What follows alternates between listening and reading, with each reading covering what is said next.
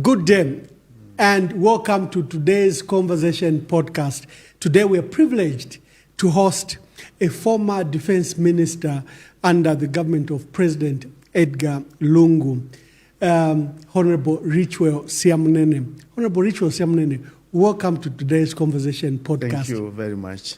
Many people, the last time they saw you, you were Minister of Defense, but they don't know who Richwell Siamunene is.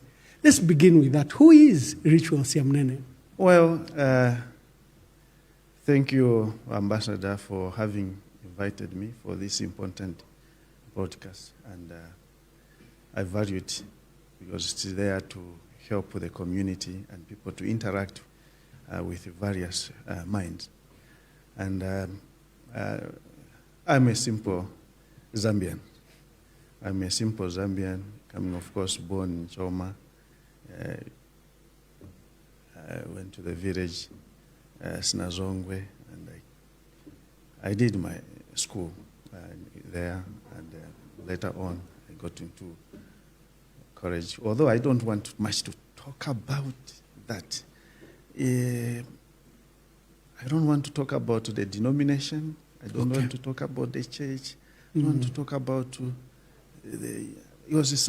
I found that these two things, sometimes they limit you. They limit you and divide you. Okay? And later on, I of course, I was there in the formation of UPND, and I was there as a youth. And we did what we did at that time. Then I aspired to stand as a member of parliament for Sinazongwe. I stood as an independent candidate in 2006, rather, and then I lost with a very small margin. Let's go back to Sinazongwe. Why Sinazongwe? Why Sinazongwe is because having grew up from there, and then I was involved in a number of social activities there, football. I was sponsoring them and all those things, and even helping schools in terms of building materials. When whatever profit that I was getting in Lusaka here, when I was running my business, I was able to share with the community. So I identified there. I knew, because I was coming from there, their need. I knew very well their need, and that's why I participated in that kind of thing. And then, of course, they thought out of their own wisdom and say, you become one to lead us. And I accepted. And with that in mind, in 2011, and I won the election. So in 2006, you nearly won, but you had stood as an independent candidate, yes. Okay. So when the party saw that, I think you're very strong. This time around, the chances are high that even if I stand alone, I'll win. They said, no, don't go anywhere, but come to and we'll give you the seat. And I was, I can say that I was involved in the time when the late Mazoka died, and I was involved convincing now the president to say, look, why can't you think about joining politics and so? So I should think that I was the first one to approach him. You approached President Hakainde Hichilema? Yeah, I approached him. Oh, okay. We knew each other from the other background, business background, and we were interacting other affairs. So when we lost President Anderson Mazoka in 2006, and there was that gap and competition, you felt that he was in private practice. Yes. Was he considering to stand, or you're one of the many voices that went to persuade him to stand? I don't know in his mind, but I thought it's necessary at that juncture that he should take over. And I approached him, why don't you think about contesting and coming and be the leader of UPND? And he did not agree. He said, okay, let's see how it will go. Let's first bury our brother. And we buried, and then everyone else, after the name was floated, everyone started courting him get involved. Mm. And he accepted. And Did you participate in the conference? It was a very contentious, fractious conference. That conference, there were a lot of confusions. And, at some point, there was a gentleman who came from Sunazongwe, Bodwin Chite, who also wanted to, he actually applied and he contested. And then there was another, Sakwiba Skota, you know that story. Now, there are a lot of accusation and counter-accusation, such that others accused me that I was supporting Bodwin Chite. Others came to say, no, he's an in-law to Sakwiba Skota, he's supporting Sakwiba Skota, all those. And then when I saw that, okay, I've done my part, I said, let me just be watching now so that the people can do whatever they can do. So that was the You should look for Mr. Bodwin Chite for me. Yeah. I'd like to come and hear his side of the story. He's one of those. Sakwiba participated, and Mr. Chite, and then, of course, Hakainde Ichilema. Yes. Now, that's how it went. And finally, he won. And we supported him up to the time when the general election came. And that's where the story ends on that part. But in 2011, 2012, I have my personal philosophy. Yeah. My personal philosophy is that I don't hate anyone. And I don't keep grudge against any individual. And I like to be friends with whoever I know, whoever I come across, that is my friend and that is my brother. I think that's the way to have been relating with you. Yeah, for a long time. You are my real brother. We have True. We can't mention everything that has happened between us. But we've been brothers. The truth is that it didn't matter which camps we were in. Yes. We were brothers. Yeah. From the time we knew each other, we interacted in Mungu there when you were PS, and I used to, and until when I was posted there. And first, let me state that in 2011, it should be 2011, 2012 there about, there was a problem at Mamba Hospital. And it was very difficult that the generator was not operating. And at that time, the provincial minister was Mausampa was no, Mariteta. Obvious Mariteta. Obvious Mariteta was the provincial minister there under a PF. Then I was puzzled at what I could do myself, because that's a hospital. Yeah. And there was a power outage at that time, where it is. And people approached me that, look, when we have, in case we have, we are in a theater and the power goes, so we lose life. Lose a life. Yes. Yeah, we lose lives, and, actually. They requested me that, look, you are our member of parliament and you are father, and what can you do? And I said, look, these guys, they are in government, and it's their responsibility to take care of the Zambian people. Not you, and the these are the MP. Zambian people. These are the Zambian people. I got the courage. I said, look, if I'll be fired, let me be fired today. I will approach Mariteta and say, let's go to the hospital to go and see what's happening there. And I invited him, and he came. We toured the hospital, and he saw for himself. You as area MP? Yes, area MP, and was a provincial minister at that time. I think that's where the dichotomy or difference came with the UPN. Yeah, and they didn't take it right that I was able to mingle with the PF, who was married at that time. And a lot of sanctions were done, I said, look, for me, I would rather have one term. I don't want to be an MP who gets a salary, then my people are dying. It's better I'm out. And then I do what is right for the people. And that's what happened. And You were like twins with our dear brother, our mutual dear brother, Grayford Monde. And you were facing similar problems. And I think then President Michael Sata saw what the issue was and capitalized on the harassment from the UPND against you, who were trying to resolve constituency and people's issues using government.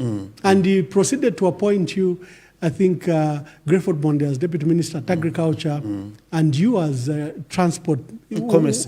First Commerce Deputy. Trade and Industry, yes. Yeah, speak to that period. Anyway, what happened that time,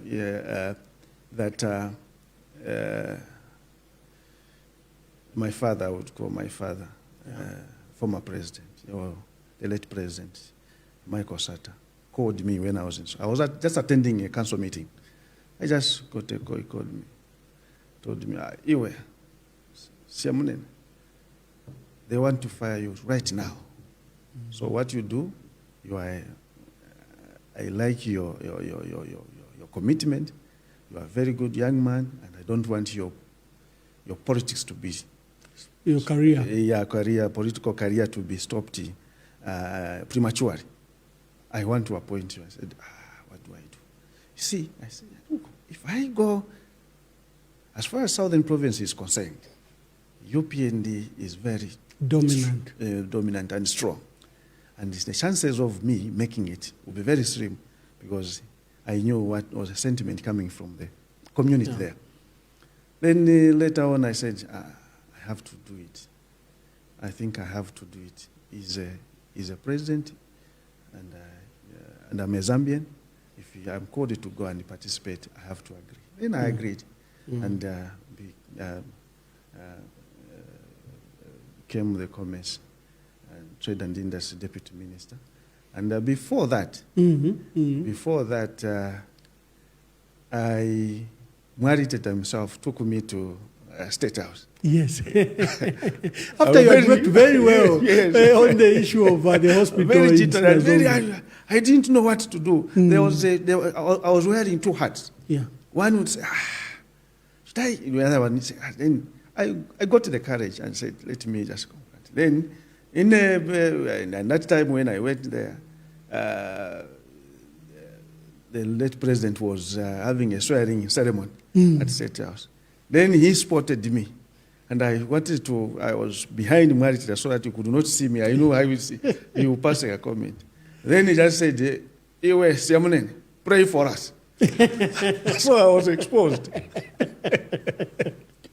So I just had to prayed in Tonga. So I had to do that, and we ended, and everything was well. And I loved the man. He gave me very valuable advice at that time. He says, look, I'm in politics, I've been in politics for a long time, and I know those whom I know that they have a good political career, I have to protect them, because this country needs you. Yeah. That's how. I said, okay, I agree. And I was sworn in, and of course, fighting could not end. Then they heightened your suspension and expulsion. All those things. I accepted. I said, look, this I expected. So it's not to move me. And I worked there. Then later on, I interacted with then President Lungu, who informed me, but I was not supposed to inform you, but I have to inform you. The president has recommended you to go to Western Province and be the minister there. I said, you know what I'm going through. We discussed with President Lungu there when he was a defense minister. We discussed. He said, no. The president says, the one who can work there. Go and work with your cousins there. Your cousins and your in-laws. Because your wife comes from Western Province. Yeah. So then I accepted. I said, look, these are presidential directives. Let me just go. And I worked there till his death. And later on, after his loss, there was another debate. Others says, look, you were working very well with the late President Michael Sata. now that is gone, why can't you come back and rejoin the party during that campaign?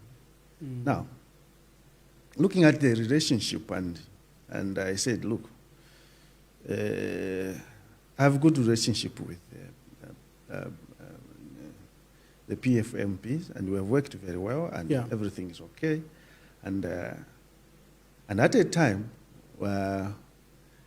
there's something that happened in Western Province when the then President Lungu visited. He was a Secretary General, I think, at that time.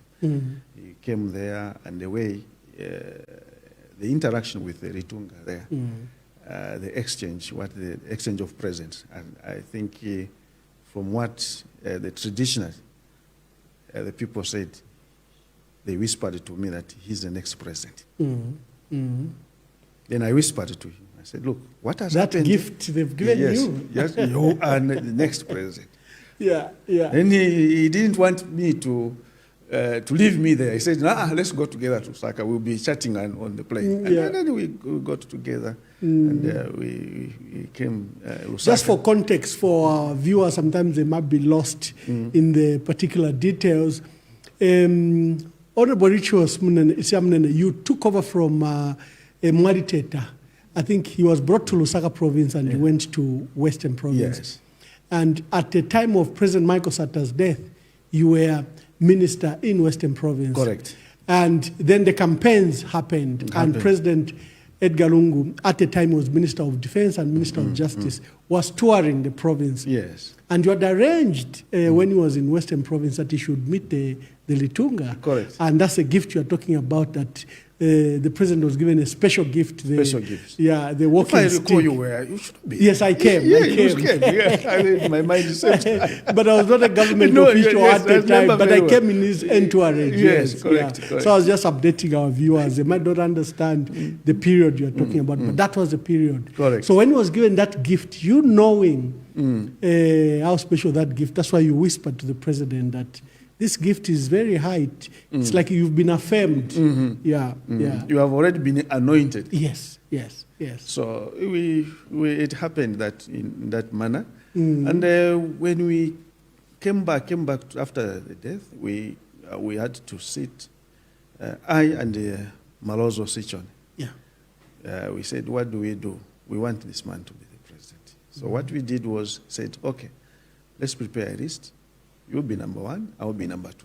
And the security amongst the members of parliament, those who want to support Lung from PF. Of course, others rejected, others accepted. So we were one of them who were the first. You and Honorable Sichon Malozo, you were 1 and 2. Yes. So there was a petition to support the candidature of President Lungu. Yes, correct. And the initial list came to 65 MPs, and I remember that it was brought to a meeting of Central Committee at Government Complex. And that literally endorsed Edgar Lungu. It didn't matter what Guy Scott did. Yes. That list of MPs, and it quickly grew from 65, I think to about 90 or so. Yes, we campaigned amongst the MPs. Yes. I think literally Malozo Sichon and myself crafted that to have that kind of thing. And thank God it succeeded as such.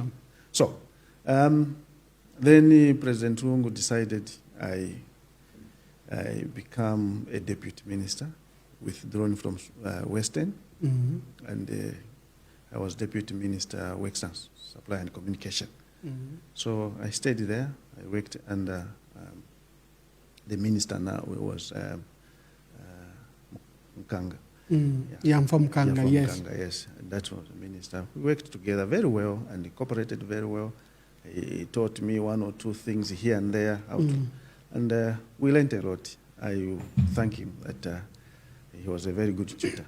Yeah. So after that, I was just in the bush in Snazongwe, near the border Zimbabwe, when I got a call from the president that, look, come to Lusaka. Okay, I accepted. Then I got calls from media. No, what? defense. I said, no, I don't know anything. So it had already leaked that you had gotten the biggest position in government. Because I did not expect that, because there were big guys with PF. And me coming from the opposition side, with that an orphan somehow, or a dependent who has just come, not the owners, and then to get that. So I could not believe that. It. Yes, because I did not expect it. And he said, no. When I arrived in Lusaka, I said, why didn't you tell me, Mr. President, that this is what has happened? I said, no, it happened that way. You are now. That's how, and it happened. I worked very well with him. You were one of the youngest defense ministers we've ever had in this country. You're privileged to host that position. First of all, it's very, very senior, even in the hierarchy of the cabinet, from the president, vice president, minister of defense.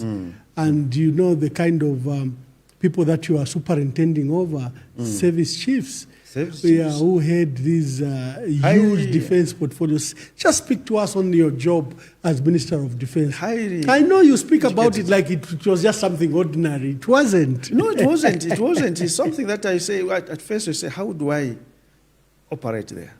Now, having come from the church background where I say, look, we are all made in the image of God. I got my courage. I said, I'm going to serve. God is going to be the one saving. And I operated in that order.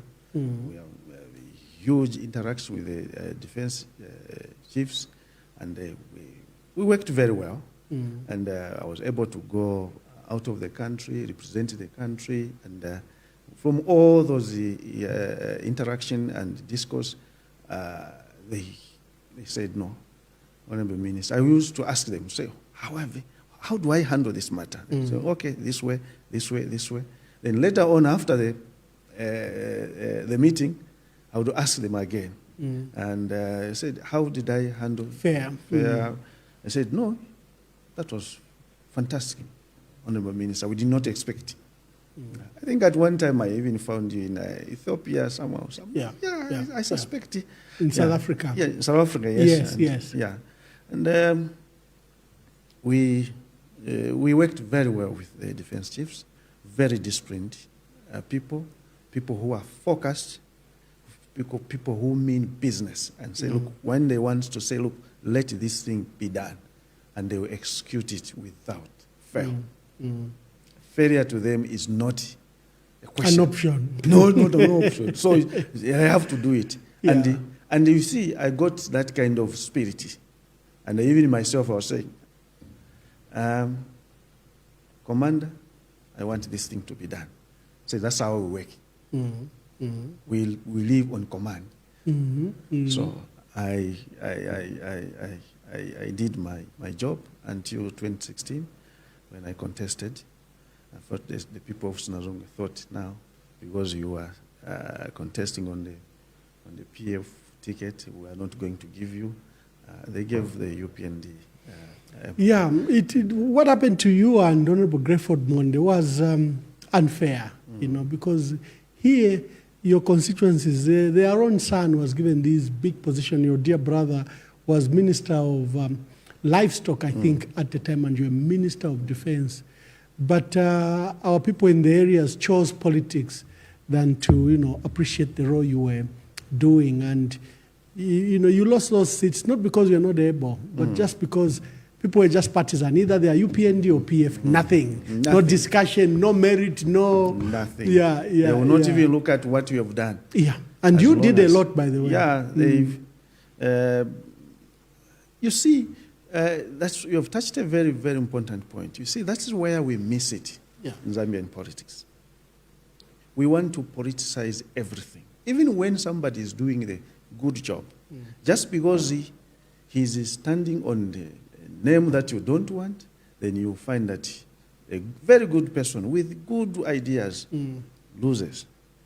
And then the people themselves lose again, because they lose a person who has their aspirations, who has their interests. And then you find that at the end of the day, that person who will be voted in will not be loyal to the people, will be loyal to the party hierarchy. Yeah. That is a disadvantage in case of the people themselves. And the other thing that is there in Zambia, which we need to cure, is the issue of tribal tags. I think that is, for me, when I grew up, I lived in an area where it's near Lake Kariba, and where we were interacting with the Mwansa, and the group of those who came from Wapula, fishermen there. Yeah. So we lived in that area and that environment. And some, they were even village headmen. So for me, a tribe, not an issue. Yeah. As long as he's a human being, he is my brother, she is my sister, or whatever. So that is me. Now, even joining a government under the leadership of Michael Sata, who comes from, it was not an issue. I said, look, this country needs to be united. Yeah. And the only way this country can be united is to have that kind of composition at every level of governance. Now, if you have, this man wants us to join government, and we refuse, whom are we disadvantaging? We are disadvantaging ourselves. I think we need to transcend from that kind of... The regional politics is very, very sad, because you have a president that garners support only from one region of the country against the other.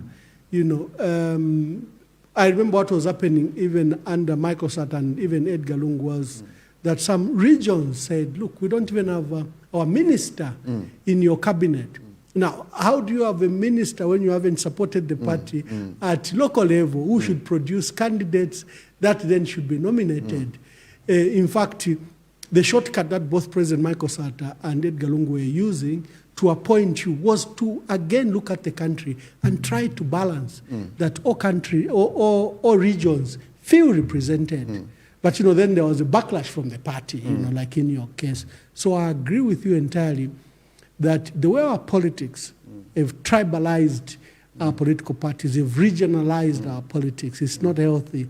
I think Dr. Kaunda tried very hard to cure that by pushing regional representation and by depoliticizing UNIP and trying to make it a national character party at the time. We need to go back to those drawing boards. I think where we made the mistake is the issue of when we wanted to change from one party participatory democracy, we did not look at the demerit of that particular system of governance. We should have looked at what are the merits, what are the demerits.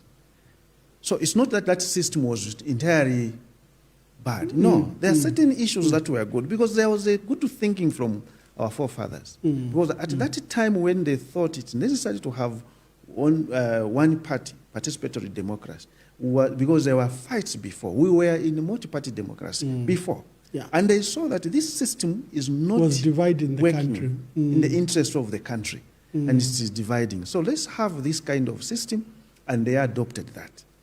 I think the mistake, the system itself was not very bad. The mistake that was made was on the leader himself, Kenneth Kaunda, to perpetuate himself on his stay in power. But if he had decided to say, look, let's have two terms, then after 10 years, he leaves power. Maybe somebody else from north, east, south gets it. That system would have not died up to now, would have been using. Now, because when you have a new leader, then it means that there are new thought, new energy, and other ideas. Then you go like that.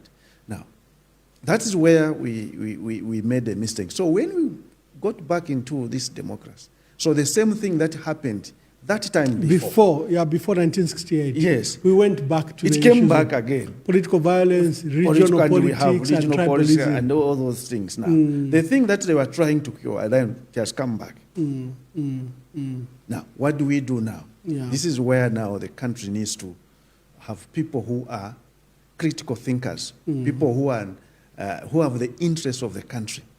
No, people who have no interest say, look, it is this one, it is this one. No, who say, look, how do we then govern model ourselves? our politics, Our politics. And to make sure that the democracy doesn't divide us. The democracy should build us and unite us, even in our diversity. Yeah, you saw what happens. Under this democracy, we lost people. My good friend Kungo died in a very unclear circumstance. And up to now, I'm still crying myself because it was very close to me. We were able to interact. So this is the issue that the people that are involved in politics must come to their real senses and say, look, guys, yes, we have this democracy. Let's look at the merit and demerit of this same thing. Are we on course? Because America, if you want to follow America, they are 100 years or 200 years ahead of us. So the best that we can do is to say, okay, the minds of an African, the minds of America, the way we think, we differ in such certain ways. So the best that we can do is to devise a system for which can work for our situation. So these issues of copycat and see, it is the one that is destroying us. Because there we have now violence. We are not saying violence was only in PF. We agree that, I agree, that it was there. And it's still there. And the question now arises, what do we do in order to arrest? To cure the political violence in the conduct of our politics, yes. Correct. That is what we should be now. Not saying, no, our party is popular. Because if we, you and me, and many others, leave this kind of situation, we will have to be blamed. Because the seeds sown so far are not very good. The country is very divided, like I'm saying, into regions. And it should never be that if this party comes in, then it's their people to eat. When they are removed again, it's those that have removed them now to eat. So it is our time. It is our time to eat. even corruption is it's our time to eat. It's our time to eat. So that is where the problem. So that's a sickness we because need to cure. Those who are not in power now, they are seeing us, he has bought a car. This man has no car. No, those who are not now, that time, they were also seeing that, then there's money there, we have to, when we get into government, we will take over that bus station, we'll take over that, and all those things. I'll be the minister for this, is what I will do. So this is not good for our country. This is what is killing the economy, and is also killing our social being as a human being. It's not helping us. And that is Dr. Kaunda was very deliberate and intentional about uniting the country. For example, when you are being employed as a civil servant, as a teacher, as a health worker, or whatever, he posted you to an area you didn't come from. If you are Siamunene from Sinazongwe, he ensured that you went to Kasama. If you are Emmanuel Mwamba from Kasama, he ensured that you went to Mongu. Very deliberate. He literally forced the social interaction and intermarriages. Because as a young people... That's how you have Utonga relatives. Yes, all of us are like that. It's actually wrong to say I'm Bemba, because you find that maybe my children are Muvitas. And all our relatives are like that. You'll have relatives and friends and spouses that are just like that. In fact, the division you see in politics is only in politics. At family level, we interact very well. So I don't know how we allow the ugliness of tribalism to emerge with politics, because our people live together. They intermarry. And, like Dr. Kaunda had said it, as a young man, you are living in Mongu from Kasama, you'll be forced to marry a woman from that area. Yes, you can't go to Kasama. No, to look for a woman from there. Beautiful women. Before long, you were family. And so he was very intentional and deliberate. Even in his appointments.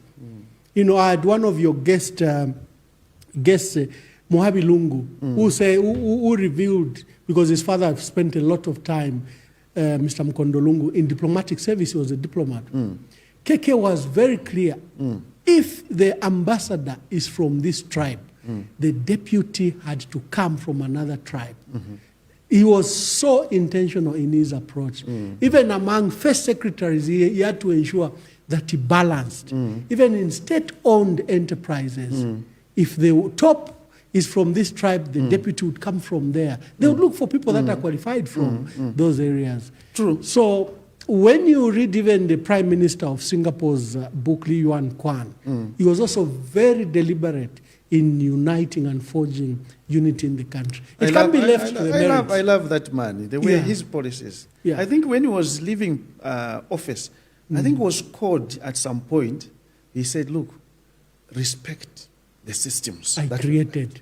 Yeah. Because if you are governed by systems, then you are assured that the country will prosper. Yeah. If you are governed by men and women, then you have a problem. You have the issues where you were brutalized. Yeah. Because there was an instruction from somewhere.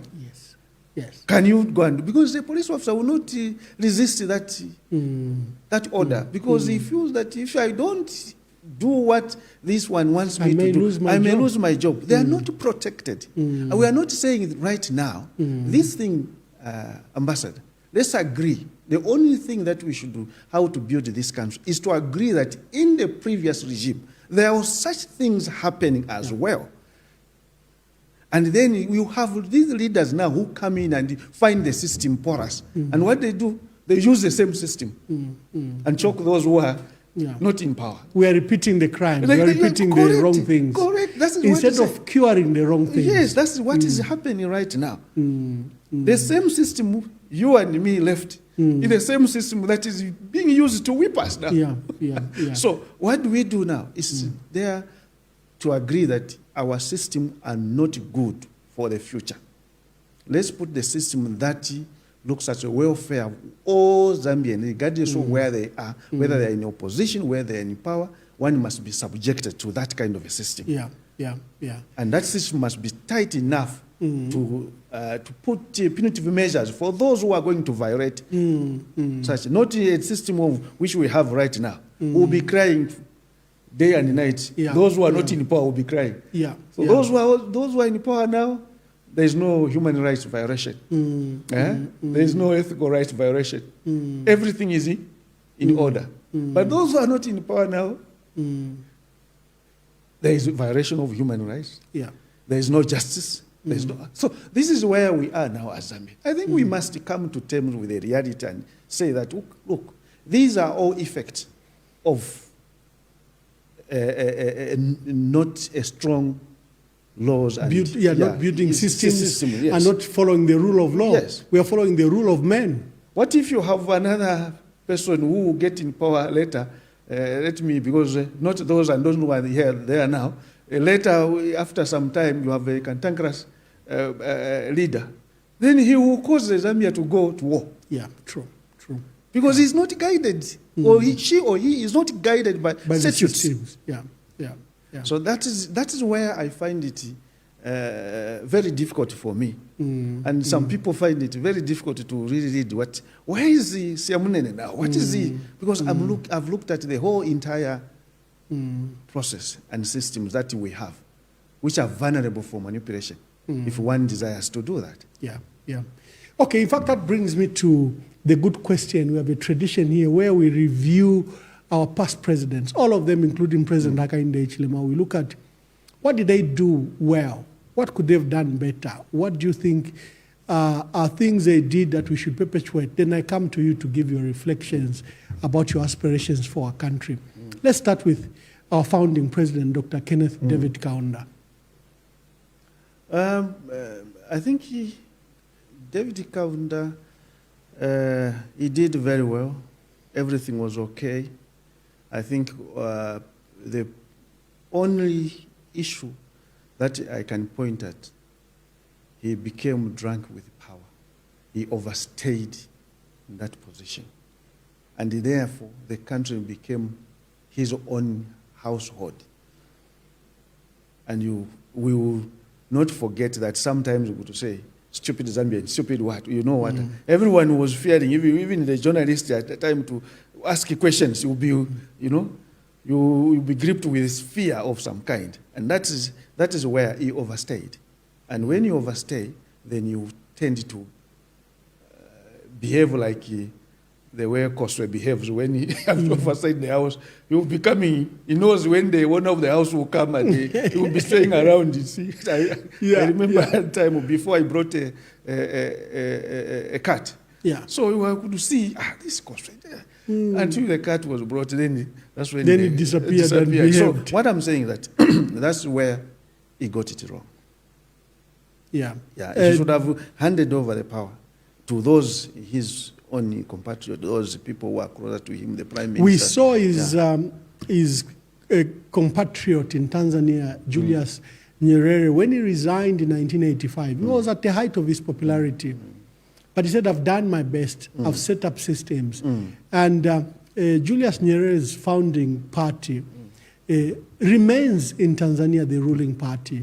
I think also the changes of presidents does help in regeneration of a political party. We've seen it in South Africa and mostly in Namibia, where every time they change president from Nuyoma to others, you see the regeneration. We've seen it in Botswana. So you are right. Dr. Kaunda probably, despite all his achievements, the overstay in power then, he made the ruling party suffer and even lose power because there was no regeneration of leaders at the top.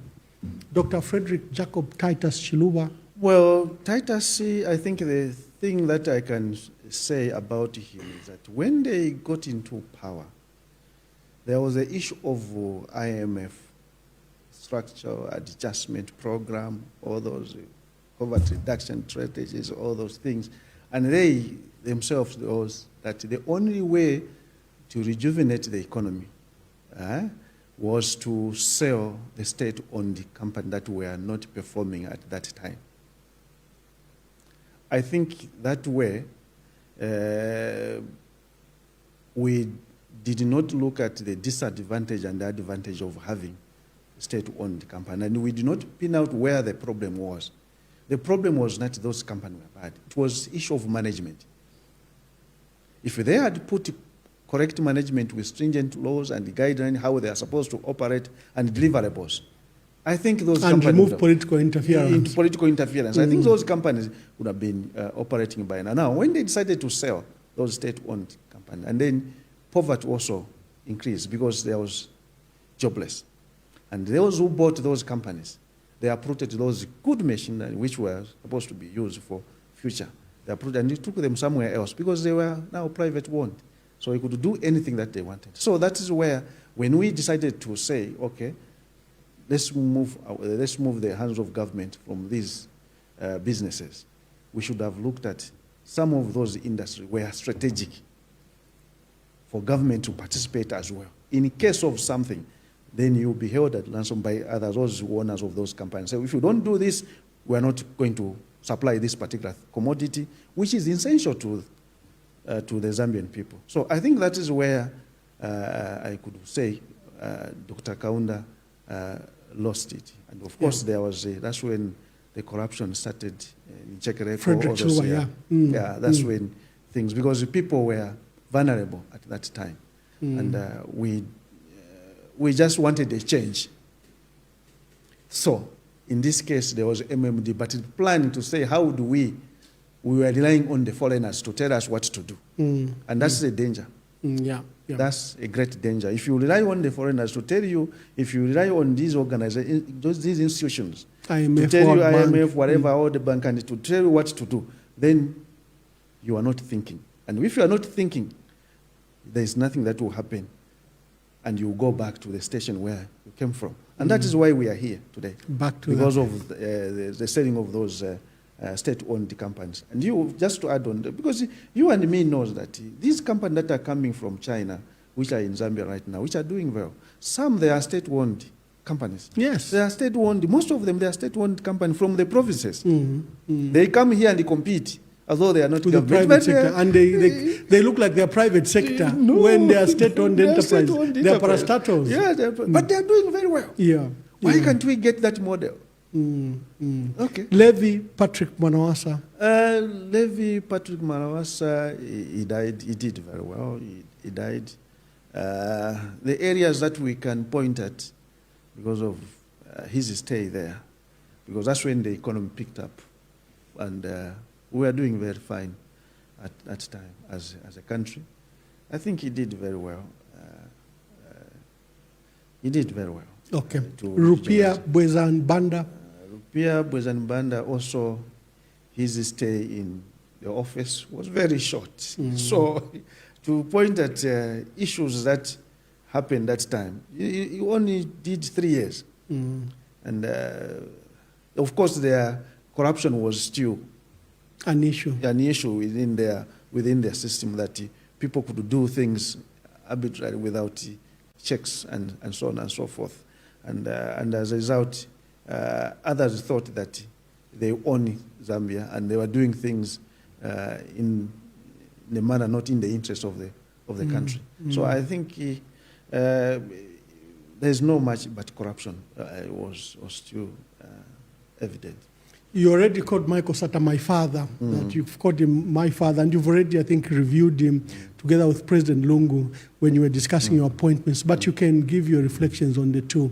Yeah, basically the issue, what we did, which I can point out, because I like to be factual in my analysis. The only issue that we can talk about Michael Sata was maybe the economy was doing fine, and then the man came, he knew the country.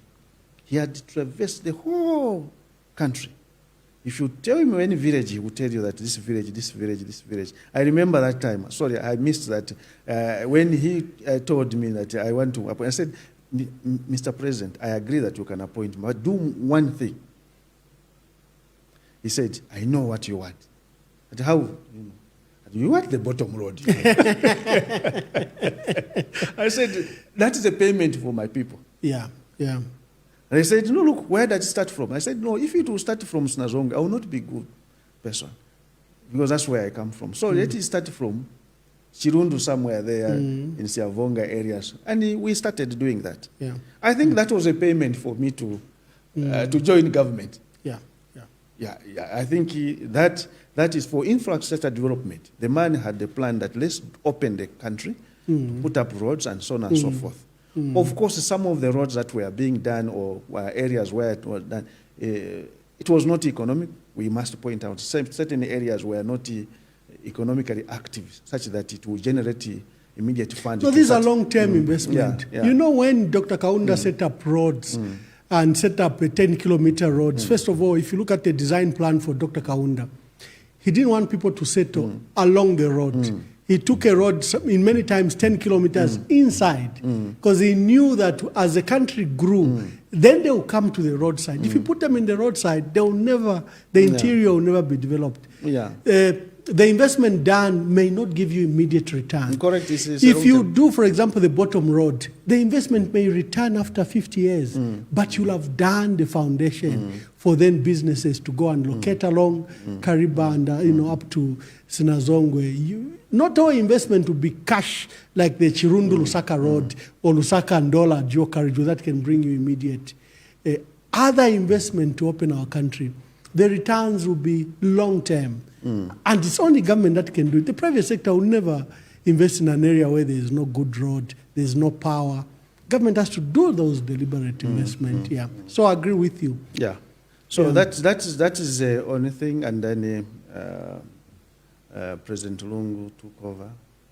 And the only thing that we can point at is, of course, the violence was by cadres. Cadres. The cadres sometimes were uncontrollable to a certain extent that the public got fed up. And that was a major reason why PF was voted out of power. I think we must acknowledge that fact. That's a fact. No, in fact, when when the emotions are down and you write the history of our country, like I always get puzzled by Rupia Banda's loss of power. The economy was doing well. We had $4.5 billion foreign reserve. The exchange rate was stable. Millennial prices were stable. He was rolling out infrastructure, but he lost power to Michael Sata. One issue of corruption. Edgar Lungu and Michael Sata, look at the unprecedented development of roads, bridges, airports, power stations. But political violence came and haunted them. And the party was voted out of power. And the other thing that added to that, I would point, although other people may not like it, but I like to be factual. Yeah. That is my analysis. No, that's the point of the conversation. Yes, that's my analysis. That's why we invite when you. When I looked at I would say that I'm a phenology who looks at the cycles. Yeah. When you look at what happened in 1991, the Zambian people were fed up with UNIP. Whatever UNIP would have done, nothing was going to please them because they wanted a new government. Yeah, they wanted change in 1991. Yes. So UNIP was removed. And it came in 2011. It didn't matter what Rupiah Banda or the MMD, people were tired of them. There is a group of the voters that says now we are at the determining point.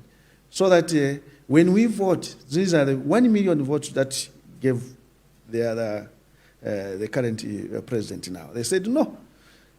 At that time in 2011, that MMD, the party itself was, to the Zambian people, expired. It was done. Expired. It had done 20 years. Expired. Even if Rupiah Banda was a new president, was 3 years old. 3 years. And the economy was doing well. They said no. No. And then it came now. The PF 10 years later. 10 years later. I remember very well at one time I wanted to discuss with my president. I said, my president, we have to do something extraordinary. Yeah. Now, I was not given that chance because I wanted to give him the story of Chiruba. Yeah. Chiruba in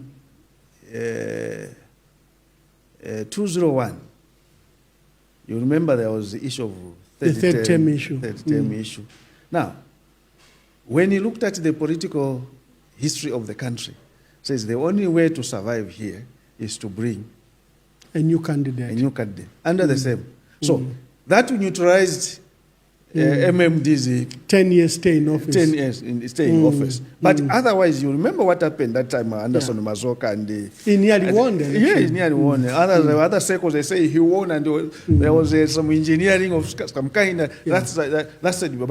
But the MMD got a new lease of life by having a new president. New president, correct. So that is what I wanted to whisper, to say, look, why can't we do something extraordinary? But I didn't have that chance because I was not in cabinet that time, and to see the president was, we have to make a appointment here and there. So I want to speak the facts. That is what is in me, and that's what I wanted to give the president that time and say. So Chiruba used that kind of method, and there was a new list for MMD. Now, in 2021, I myself, I was even saying, Apa, game ya kosa. I don't know, but if we have to look at the political history of the country, the chances of PF winning are very slim. Because Zambians, that's the way they behave. They can tolerate you, and then the next day they will say, we have to get another party now to replace you. Yeah. So that is my personal view, and I had that in mind before the election, but I was not the chance. You didn't have the opportunity to see the president. Okay. My good president. And then your dear brother, you're one of the founder president of the UPND. You participated, of course, as an independent in Snazongwe in 2006. That was your first venture. 2011, you succeeded. You chose to work with the PF. UPND finally had their dream, their ruling party, and President Hakainde Hichilema, who you had proposed, by the way, to contest the UPND president is president. What's your reflection of him and his rule? Well, I speak my mind. He has been in office for 2.5 years, if I'm not mistaken. Yeah. And, so far, he has come at a time when, of course, he has never been in government before. And the issue of government, Zambia is is a country, and is a country that has to have handover notes, taking over to say, this is what we have done, this is what we... Mind you, I would tell you that I did not hand over myself. I had no chance to hand over. Why we have a system whereby you cannot hand over? So you need to take over from your predecessor, and your predecessor must tell you exactly what has happened, and you start from somewhere. If you go and start from zero, and you think that whatever that my friend did or whatever was not correct, sometimes by the time you people realize what your ideas to come into fruition, it will take 5 years. And 5 years, the people say, no, I think you have not delivered to what? So there are promises that we make. Certain promises that we make, sometimes they are too huge to meet when you are actually doing the thing. So, but however, I would state that he is still in power. Yeah. How, if sometimes in the football you can be 4-0 down, 4-0 down, and recover and win the match, or it comes. So I don't know. But present, as we are talking right now, I think the sentiment that are coming from, we hear the sentiment from the people. Yeah. They are not good. They are not favoring because of issues that surround his administration right now, all those things.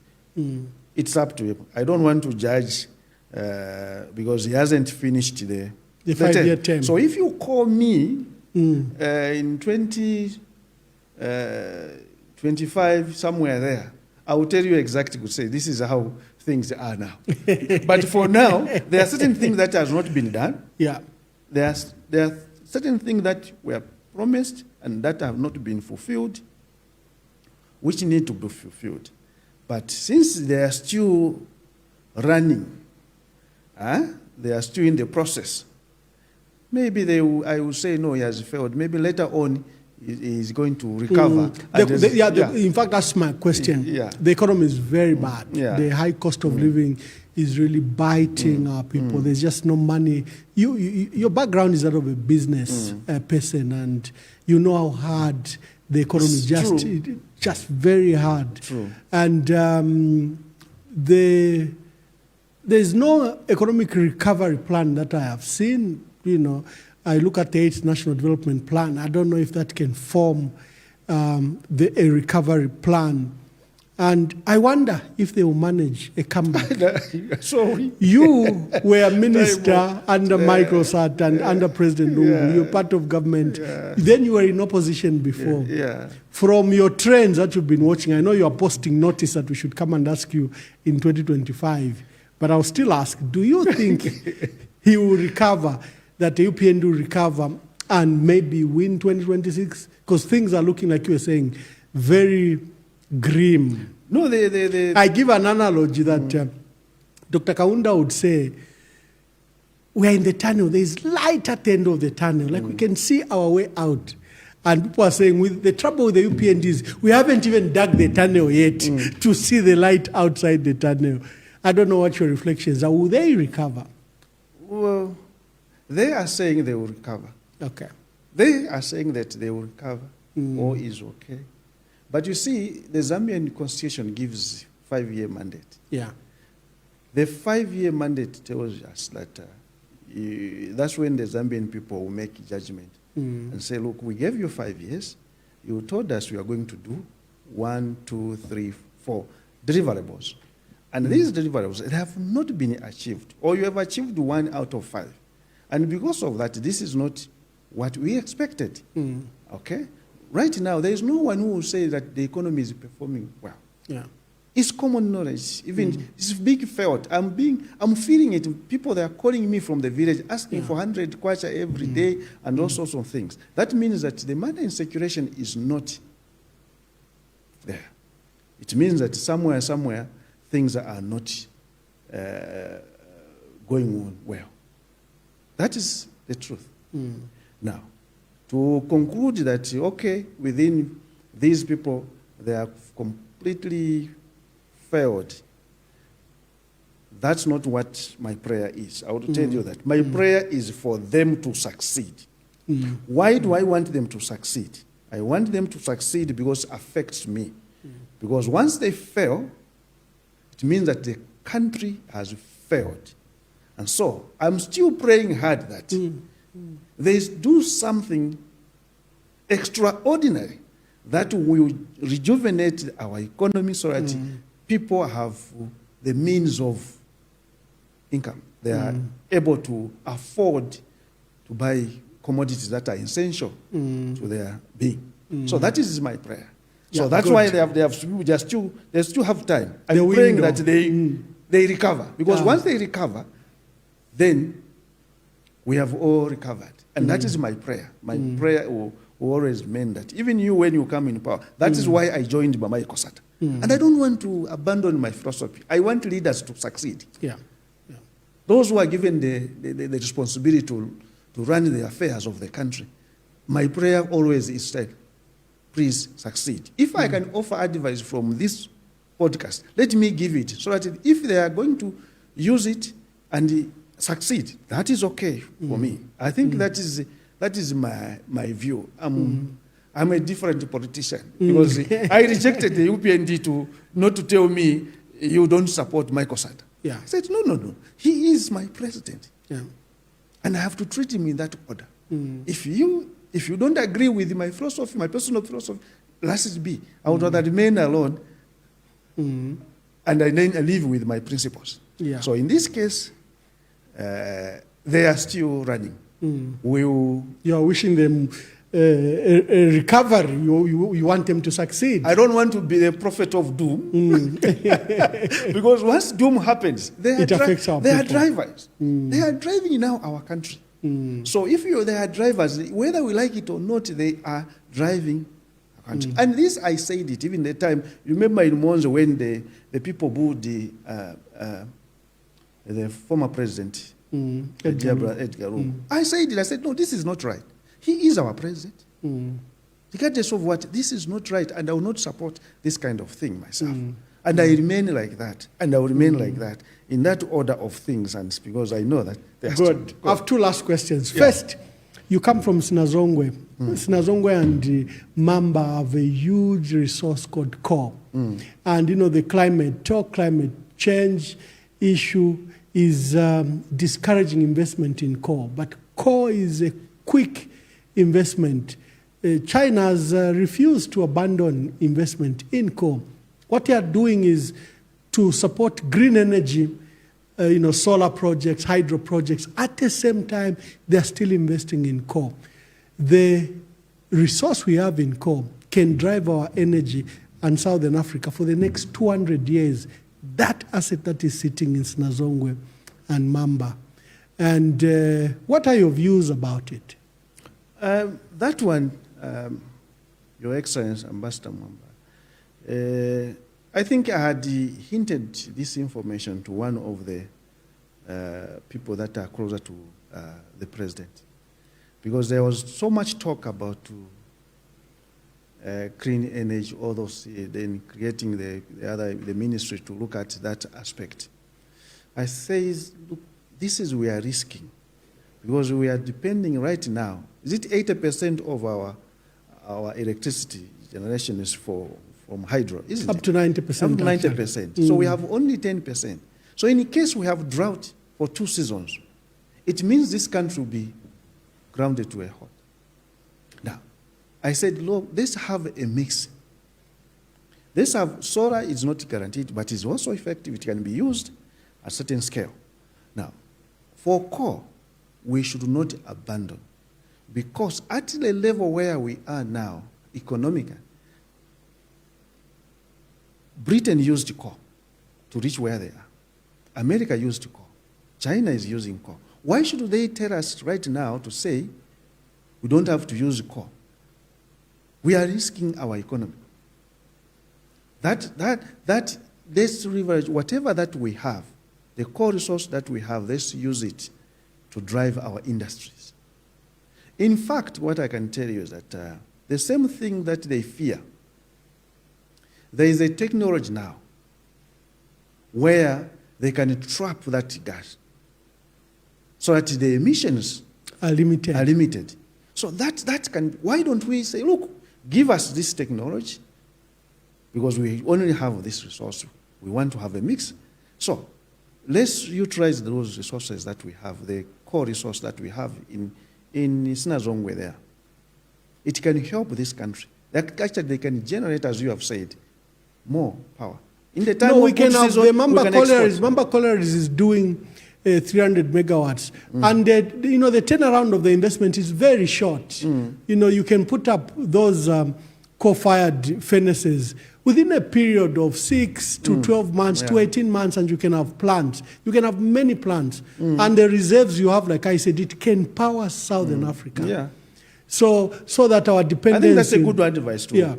Our dependency on hydro is limited, because even this same climate issue is what is affecting our power stations that are driven by water. You have less rainfall, you have less reserves than to generate your power. So we need to have that debate. Yes, we need to balance our emissions in light of climate change. We know that there is less funding for projects like coal. It should be government to drive those projects. No, if for example, if you look at how much we spent that time when we were importing, it could be within the region of putting another coal-fired thermal plant. Yes. So I think that government just need to get involved. Because at the end, when we have enough, when we have good rain season and then we have enough, we can easily export. So basically for us, I think if we are to grow at a rate that we want, this leverage.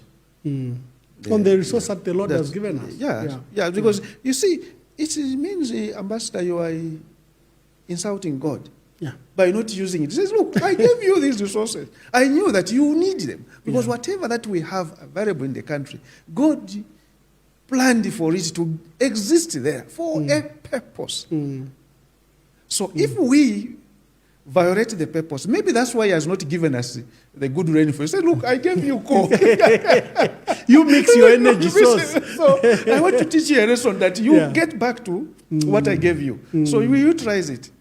So that if we have 50-50 hydro and coal-fired, we have 50-50. That will be balancing. I think that's the way we should move as a country. This is not to be a party issue. This should be a government policy. So whoever comes into power must leverage all the resources that we have, and they must benefit the Zambian. Imagine if we deny the chance for that core there, and then the villagers, they are working on top of core. If we put up those things now, the benefit will be huge. Both to the area and to the country. Yes, the country. Why we say no emission? If I ask you, what percentage are we contributing to the emission? Zambia. It's a 0.00. Our carbon footprint is very, very, very low. So why should we? And countries like Germany have refused to shut down their coal plants. No, they have refused. Even South Africa. You remember, South Africa has their own bid. What percentage? That should be. For South Africa, they depend heavily on coal-fired plants. Yes. So those are the things that are plain. Why should we be held at last ourselves? Let's live as ourselves. Let's live the way we want to live.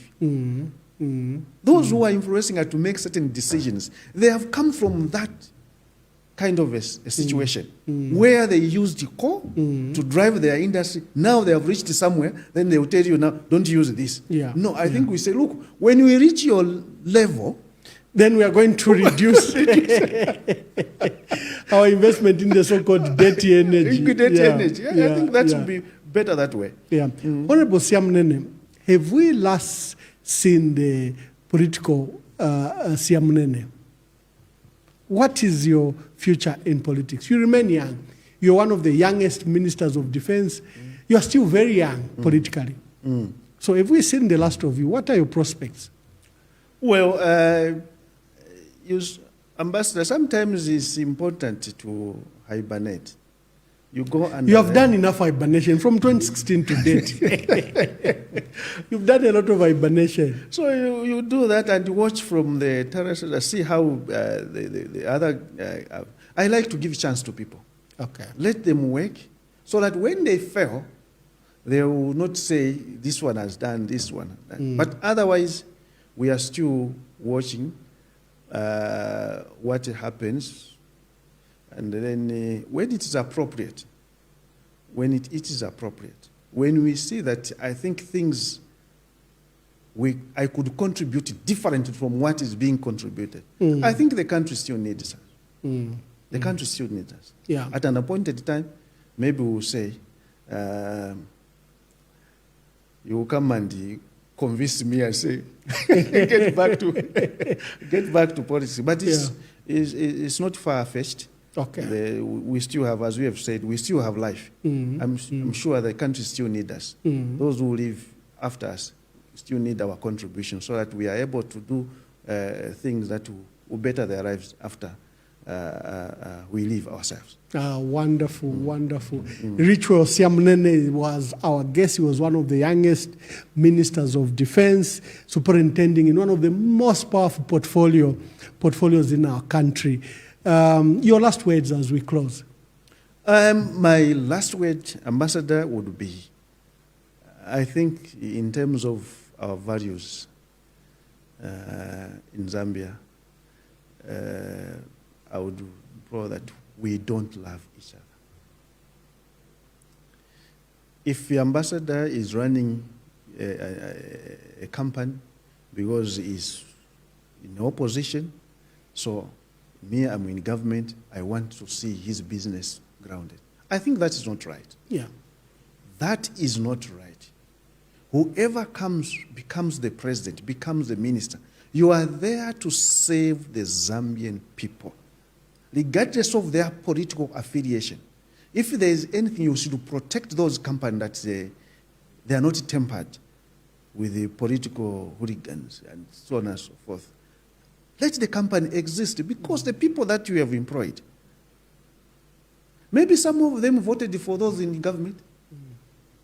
Maybe some of them, they support those in the government. How do you know? So you are, and at the end of the day that you are paralyzing the economy because maybe that company was contributing in terms of tax and cents. So let's leave the business to thrive. That is the only way this country can move forward.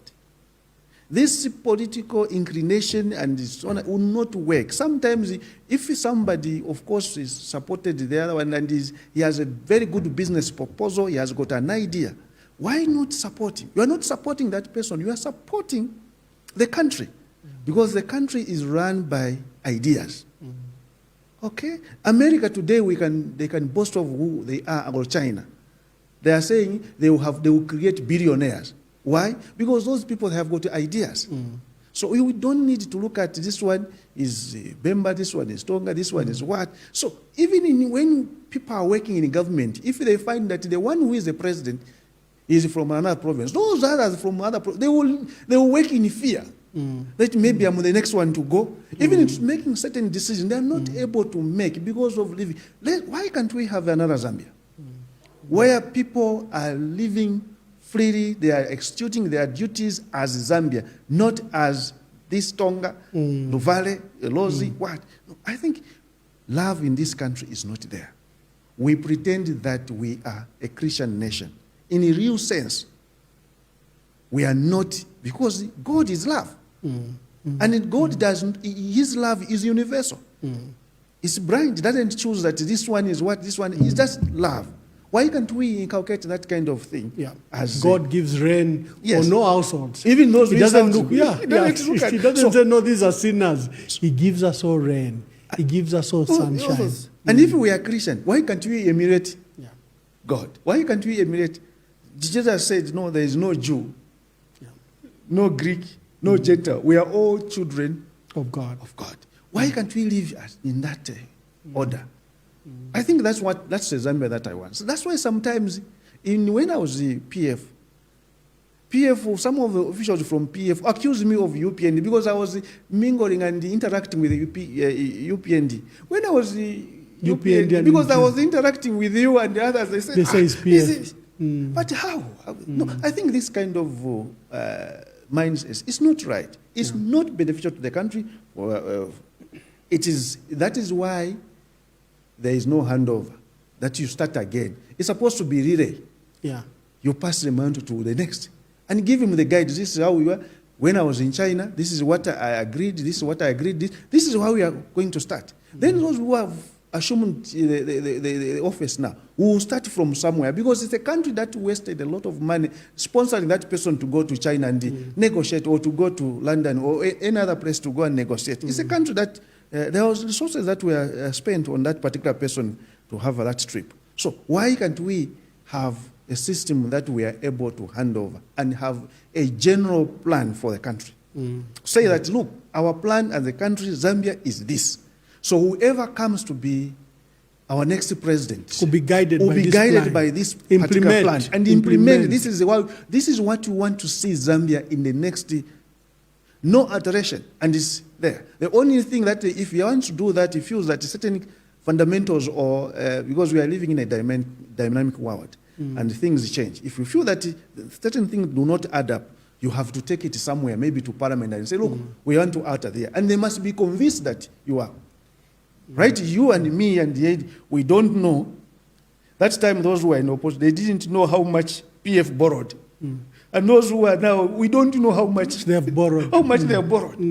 I think there must be a guide. You are not running your company. You are running a national affair, which every Zambian must agree with you what you are doing by way of having that National Assembly. So we are not utilizing that. That's my view. That's my last word. No, wonderful, wonderful, and very enriching words. I feel sad when sometimes I hear that civil servants were fired because they think they are PF, or because they think they are from this region, or that they are UPND, they are fired like that. I think we need to have a fresh start for our country, love our country, and love each other, like you have stated.